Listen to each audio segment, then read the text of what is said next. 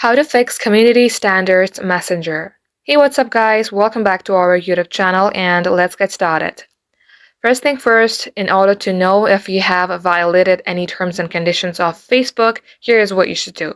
Launch any of your preferred web application. At the top search bar, type in Facebook Community Standards. Then you will see Community Standards by Meta Transparency Center. Open it. And then at this page, get yourself familiarized with all these things. And if you find out that you have not violated anything, then open up your Messenger and simply take the screenshot of the chat that you are having problem with. Tap on three bar icon, tap on settings icon, scroll all the way below, then tap on this report technical problem. You tap on report anyway, tap on include. And likewise, you can explain what happened, and even though you have not violated any community guidelines, you are still being shown the error.